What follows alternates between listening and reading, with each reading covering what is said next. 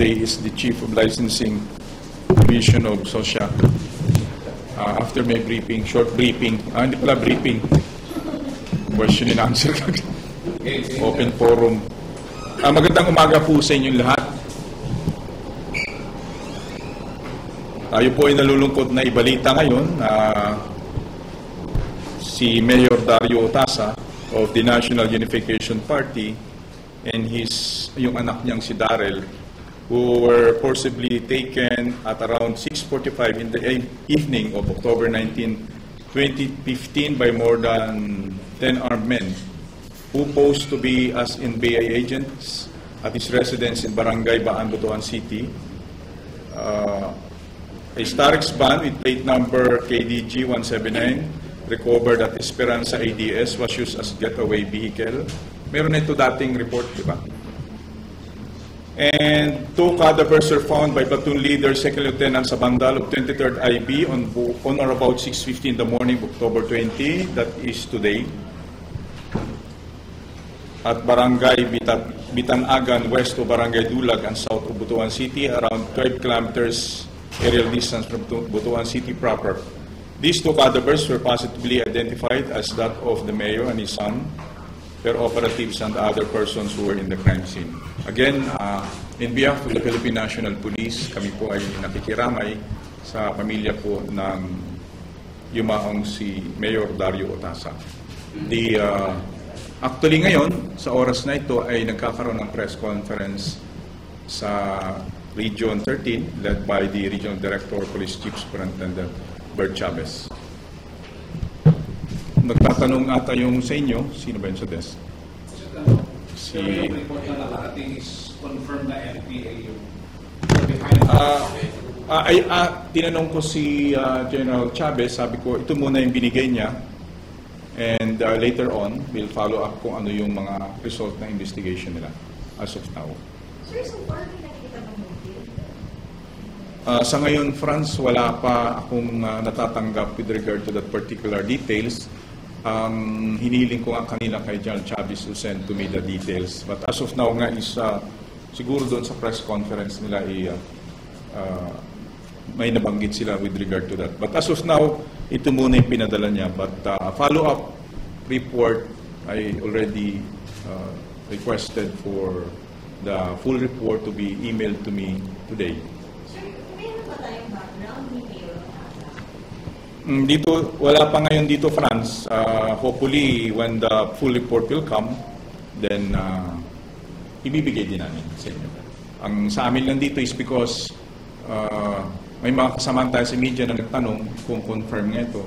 Then sa ngayon siguro, ang masasabi natin is confirm yun. Yes, Mark? Wala pa dito, Mark, siguro sa follow-up reports, kung ano man ang background niya, anong reason, ibibigay ko na lang pagdating ng report ni General Chavez. Sabi ko nga is, if you have people on the ground there monitoring the press con, perhaps we can get the details. Kanina pa kami nagko-communicate actually, but we understand they're really busy because of the press conference and marami rin tumatawag sa kanya.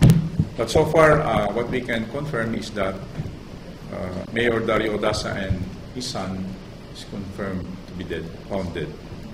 Sir, wala pa kung ano yung usual nila, makita? Wala pa, Franz. Ito lang ang medyo... Actually, this is text message sa akin and I asked him if he can already release it dito sa atin, sa media. Yung full report, I'm just waiting for it, then afterwards, I'll give it to you. Okay? John, posible. Na pinanood namin kanina ni Brian yon and siguro the best thing to do for now, since it is in the video, is that we will communicate with the QCPD in as much as it appears to be, yun nga, may nakita doon na naka-vest, yellow vest with police sign doon sa vest. We will communicate with QCPD considering that the incident happened in that particular area and let them clarify what really happened. How would you react na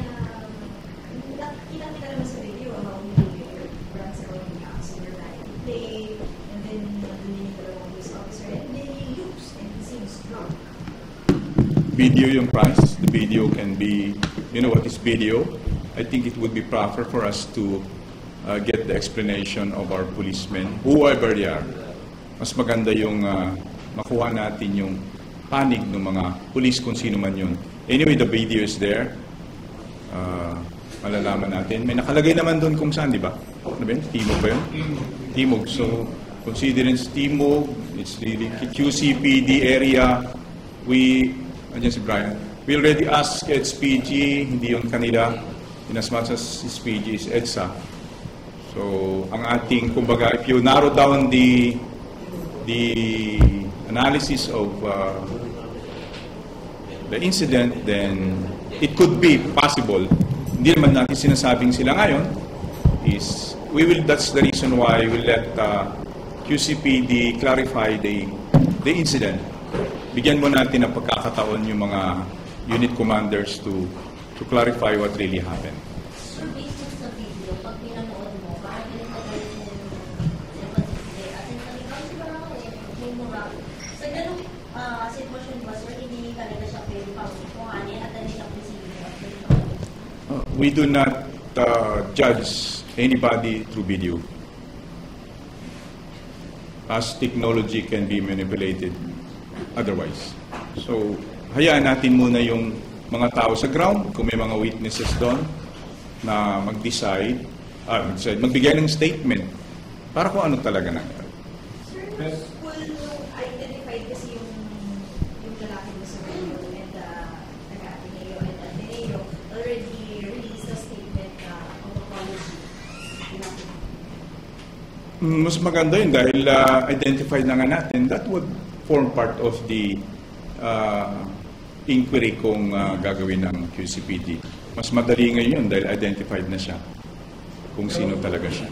Pero yung QCPD, sir, or what, wala silang report sa NXT regarding... Sa ngayon, wala pa naman. Actually, nalaman ko rin because of nag-text si Franz. And ngayon niya, pagka-text mo, tinignan namin sa YouTube. Sir, ano ba yung SOP? Kung talagang police yung pala yun, sir, ano ba yung dapat nilang ginawa? Kung talagang sila yung police? Ang rule palagi is, assuming this is assumption lang because we don't know really what happened on the ground. In an ideal situation, in the assumption, of course, assuming without admitting kung ano talaga nangyari sa ground, if there is a violation of law, then if it is a commission of crime, the law enforcer should arrest the perpetrator or the offender. If it is basically kung it appears na the video is true or not, true, if it really happened, on the assumption na nangyari yun. But again, we do not judge based on videos. Considering the technology today, as you all know, can be manipulated, whatever. But we do not judge, again, on what happened. Ang atin lang dyan is, we appreciate people who send some videos. And in fact, our position as always is that we encourage the public to report to us any misgivings or any lapses of our policemen. But again, in due consideration and in fairness to all the parties concerned, it would be prudent to ask explanation and clarification from all the parties. So the ball is now in the hands of General Tino? We will ask for clarification from them kung ano yung nangyari. And we will show to them. I think madali naman yun. Just pasa mo sa kanila yung link na yun, then they can already verify that.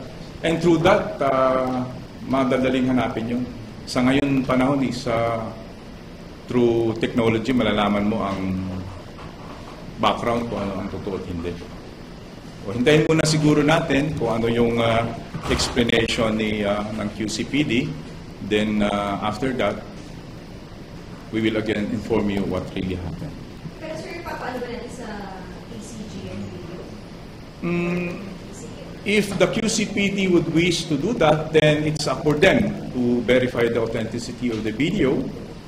If it is really needed, kung kinakailangan na magkaroon ng ganong proseso, then nasa sa kanila. Pero kung sa tingin naman nila na through that ay makikita nila talaga yun at may mga witnesses doon na magsasabi na ganito yun ang nangyari talaga, sir, at yan ay ganon na nangyari, then I think it's there's no need for you to really conduct the authentication, but a matter of statements of witnesses of those people who were there during that particular incident. Alvin. May allocation na sila eh. So sir, yung maalang siguro yung role ng nagkuha mismo ng video na parang may kasama ng nakakasama ng Yes. Actually, pag may mga rules sa atin sa batas na pag ikaw ang kumuha ng video, then you give your statement. Tawag doon is authentication that ikaw nga ang kumuha ng video na yon, sa iyo ang video na yon, and during that particular time, maraming kwan yun, may conditions. But again, in the administrative case naman is just a matter of substantial evidence. Kung sa tingin natin talaga may nangyaring ganun, then depende yun sa hearing officer to appreciate such evidence. Yes, Leia. Sige, Leia. Sir, tapos na yung filing ng COC. Yes.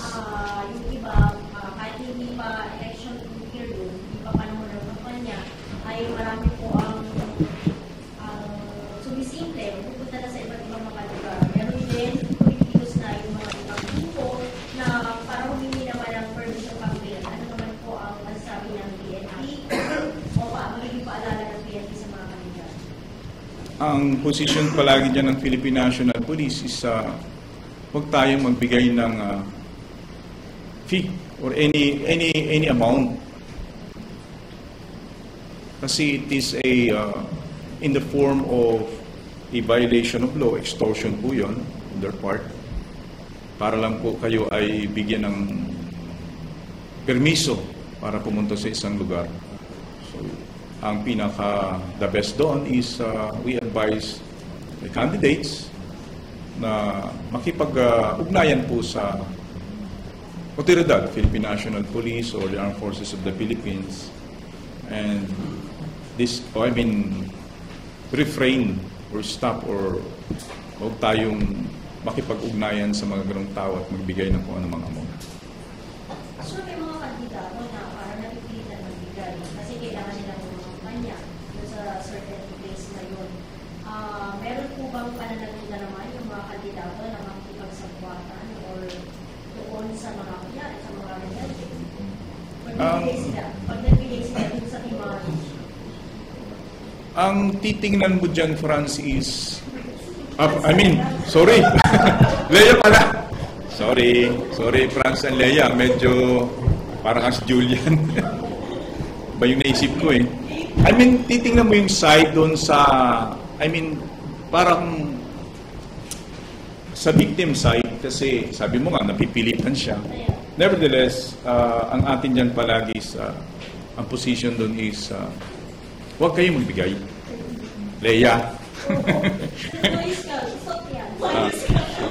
Ano ba yun? Nalagay yun doon, no? Hindi, sir. Ang gusto kong i-ibig ko, yung bang kunyari ako kandidato ako, nagbigay ako, hindi ako nagsumbong sa police. Bigyan ako Okay. Para makakampanya. Meron ba akong pananagutan? Pwede ba ako kasuhan? Ang point, kung titingnan mo ang situation dyan is you are supporting a rebel group, a group which is against the government. So if you support a group against the government, what is the consequence? Yun ang circumstances, di ba? Nagbibigay ka ng suporta, nagbibigay ka ng pera sa isang grupo na yun ay lumalaban sa gobyerno. Kung ikaw ay nagbibigay ng suporta, ano ka? You can be an accomplice, accessory on the part ng mga asosasyon o grupo na lumalaban sa gobyerno dahil sinusuportahan mo sila. So, pwede sila kasi.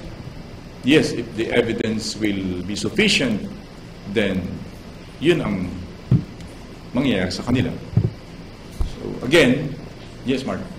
Sa mga kaso yung election, palagi na nagtatalakay yung ganyan yung campaign. Meron ba tayong natukoy na kahit isang time na talagang nagbigay at nakasuka? Sa ngayon, Mark, wala pa tayong data na ngayon kasi sabi nga ni Leia, yan ay one reason perhaps is ang pagbibigay niya na discreet. So, wala namang nagpapakita na binibigay niya yun, yung supportang yun. Kaya nga, sa part naman natin, kung wala namang obvious or evident na overt act na pagbibigay, then sa part naman ng law enforcement, without that kind of evidence, it's really hard to prosecute.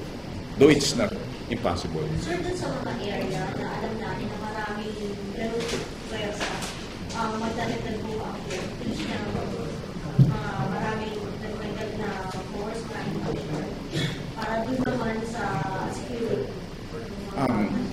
Kaya nga, dito sa ating pinag-aaralang area of concern o yung quote-unquote hotspots, kaya nga sabi nga ng ating chief ng Philippine National Police is that pag-aaralan natin yung i-review natin o i-revisit yung parameters ng pag-categorize ng mga hotspots dahil nga through this identification, doon natin ibubuhos yung deployment ng ating mga resources.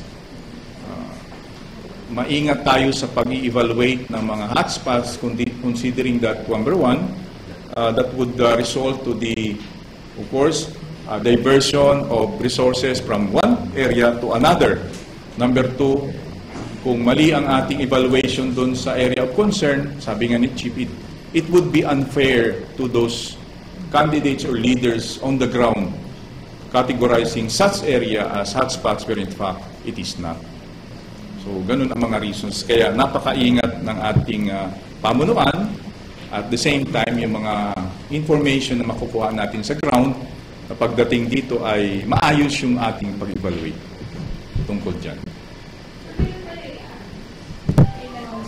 Nabanggit ni Chipinpi na by the, after Sungay yun. Then sabi niya by next month, dahil magpupulong nga ang COMELEC, ang Forces of the Philippines, saka Philippine National Police, para may mga babaguhin tayo, mga parameters doon. Siguro nabanggit na rin yun kila Leia at saka kila Franz, dahil si Julian ay wala kahapon. Hagip ba yun? Live. Sige, live. Mark. Consider pa ba ang MPH ang threat group evaluation? Yes, kasama sila sa threat groups. CSG, mga criminal gangs, kasama din yun. So sa consideration ng isang lugar para mag-classify siya as hotspots or area of concern, number one is yung threat groups, criminal gangs, intense political rivalry, yung presence ng PAGs, private armed groups, election-related incidents. Yun yung mga parameters para yung isang area i-classify. But again, sabi nga ng ating chief PNP is that i-revisit natin, i-review pa yung parameters because there was an instance na na-classify yung isang area na hotspot, but in fact, hindi naman. Alam na alam ni Lawrence yun, tsaka ni Raymond. Sabi niya, memorize ko na naman yun. Ibang topic. Other topics. Sir, meron na po ba nakarating na kopya sa PNP tungkol sa mga active na general na na-dismiss from service tungkol doon sa Sa ngayon, Leia, wala pa kaming natatanggap na official document as regard to that. With regard to the retired officers, personal nilang matatanggap yon. Pagdating naman sa active, it would be addressed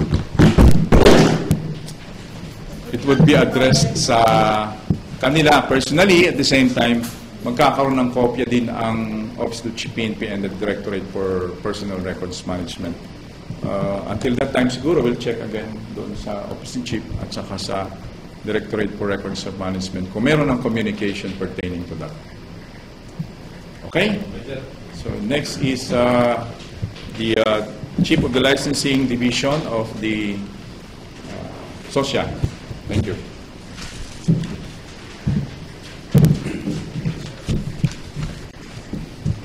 Thank you, sir. Magandang umaga po sa inyong lahat. My role is to provide our friends from the press some basic information about what the SOSIA has been doing of late. Maybe I could facilitate some of the presentations through the slides. I just would like to share with you information about. By the way, I am Police Senior Superintendent ILDEBRANDI, USANA, currently the Chief of the Security Licensing Division of SOSIA.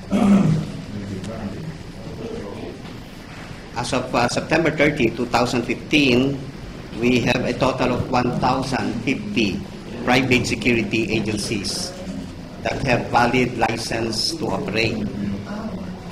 And then, of course, this is complemented by a total of 120 private security training institutes. And then, of course, insofar as the number of the total number of security personnel, we have 595,000 at least, spread all over the country. And then we also have accredited K9 units, total of 29. Oh, by the way, the K9 operations are very complementary to ensuring the success of the PayPal visit as well as the current APEC activities being administered as far as the security is concerned by the government. Of course, the total amount of our collection has already reached more than 100 million. I'll share with you further the details of this. Can we go further? This is the regional representation as far as the data on security agencies are concerned. Next. We also have this regional representation as far as 120 training institutes are concerned and those training personnel who are managing these training centers. Also, insofar as the recap of the license to exercise security profession, we have here a total of 595 less beholders, as I was saying earlier, and they are, of course, represented by security guards, security officer, security consultant, private detective, government guard, protection agents, so on and so forth. And down below, you can find here the total of 595,478. And there is a more detailed information about the K9 security personnel, totaling to 442 all over the country. And this may be less of importance to our friends from the press. This is just an updated list of accredited K9 service providers. Next. All over the country. And then as far as armored service vehicle service providers are concerned, we have here a total of 15. 9 and 6 as far as armored service providers are concerned, totaling to 740 vehicles. Now let's go to the specifics as far as revenue collections are concerned. Through the SOSIA transactions, we have here an amount of 104 million. But if you look at the next slide, we can say that we have at least 35% increase in our revenue collection. As you can see, throughout the year 2014, we only had 77 million, but only for a period of January to September of this year, we already have reached 104 million, which has a variance of 27 million increase in our revenue, and this represents actually 35% of our total revenue collection. To follow, of course, is a slide providing information on the total number of security agencies that have already been issued with cease-to-operate orders. These cease-to-operate orders mean that all these agencies are prohibited from continuing their operation. Hence, they must cease to operate. And along with this, of course, is seeing to it that these agencies shall turn over their firearms. You can find there a total of 4,000 in 2014, and this was decreased in 2015 as of September with 2,188. A number of these agencies have been voluntarily turning over their firearms to the FEO and all other offices in the regions. Now, this is also a breakdown of the list of schedules being conducted by, as far as the executive management seminar being conducted by the SOSIA to all security agency operators. So that, I guess, are some of the information that the SOSIA is generating over the last 8 months. Thank you, sirs and ma'am. Questions?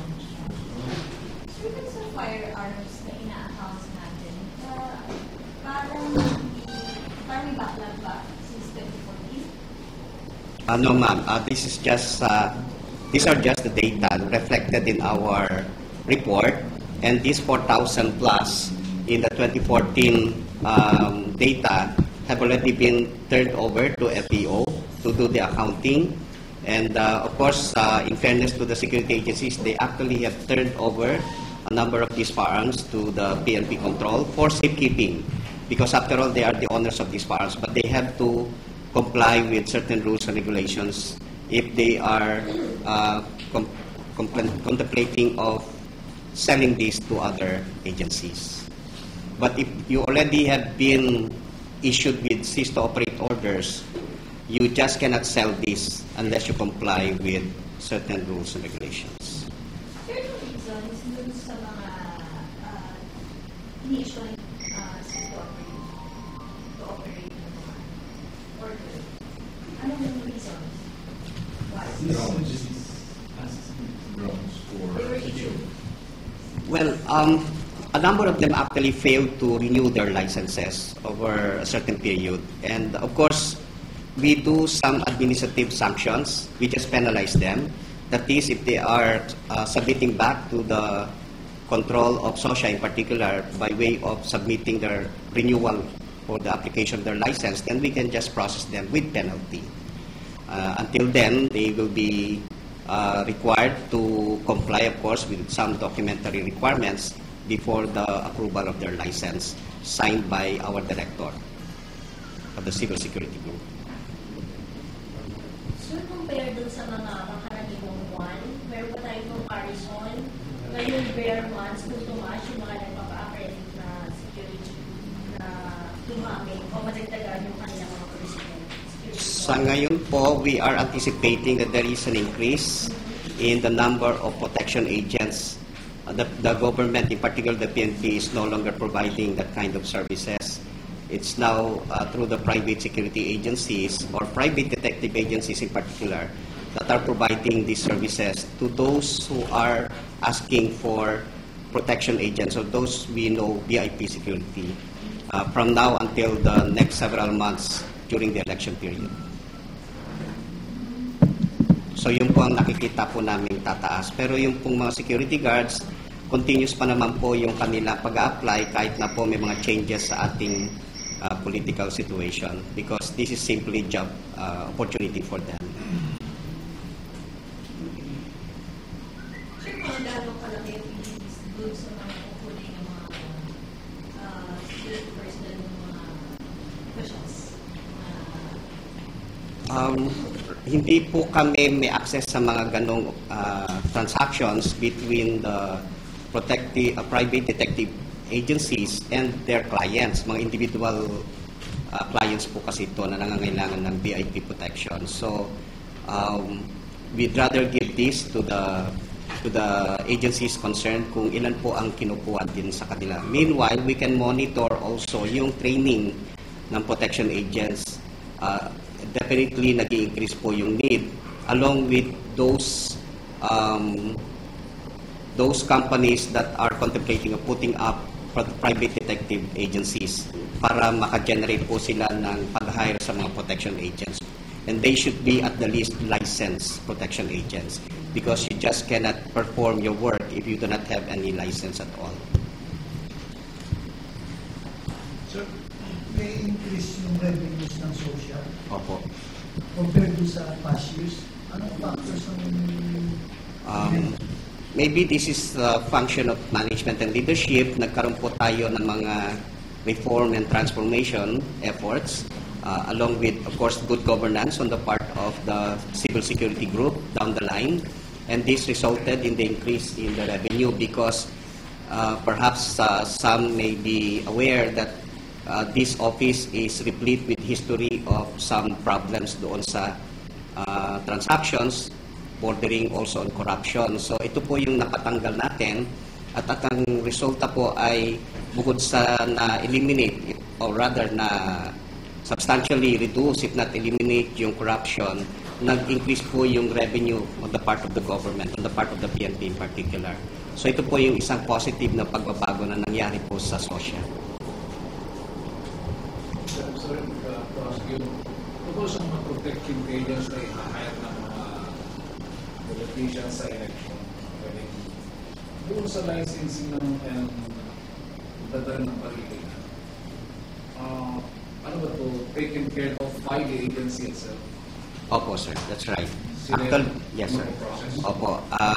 Bilang protection agent, siguro medyo tingnan nyo rin po kung meron kayong napapansin sa mga politiko dahil we assume meron po silang mga protection agents. Ang pag-carry ng firearm should be inside the clutch bag, hindi po yung nakatak sa kanilang waist. So, ito po ay isa sa mga rules, and if there are some politicians who may be allowing this kind, inaabisuhan po namin na yung kanilang protection agents should conduct themselves accordingly based on our existing rules sa mga protection agents po. Ito pong baril na to should be registered and of course hindi po sila expired at ito po ay galing po mismo sa security agency. And yung exemption nila sa copyright should be processed by the agency itself. We still have to get the specific instructions of the COMELEC insofar as the protection agents are concerned. As of this date, hindi pa po kami nakakuha ng specific instruction that will inform you later kung meron na po. Sir, would you have a date in previous election kung gaano kadami ng mga politiko na kumukuha ng mga private security personnel? They definitely vary po, but yung data po maaring ma-share ko na lang po later. But definitely meron pong mga politicians who were able to secure the services of protection agents. Up to what level, sir? Up to what position? Councilor, pwede? Yes, sir. That's right. Although ang mga protection agents are not only dedicated to providing services sa ating mga nasa political, pati na mo mga businessmen, yung pong mga individuals sa sadyang nangangailangan po talaga ng protection agents. Sir, you're conducting yung training ng protection agents. So far, ngayon ilan po yung nakatapos sa ilan yung mga training? Wala po dito yung data of the time na nagpe-present po ako, but we can furnish you a copy of all this. But certainly, insofar as the training is concerned, we see to it na yung training po ng PA is such na talagang proper po. Wala po yung tinatawag din na non-appearance. At chinecheck din po namin based on interviews itong kakayahan ng mga PA to exercise their role in protecting their protectee, ang tawag po doon, or VIP. Pero sir, nasa natin may increase? May increase po. Definitely. Especially between second half of this year up to next year. For obvious reason, dahil marami po tayong mga politiko na nasa labas, the PNP cannot provide the services that they're asking for. So, it is the security agencies that are providing this. May limits, sir. Yeah. Up to 2 po, initially, ang information that we generated from COMELEC, no more than 2 protection agents. Per candidate. Per candidate po. Paano yung halimbawa? Siyempre, mga presidential candidates, they need more. We submit to the COMELEC kung ano po ang decision dyan. More questions? Thank you. Yes, thank you.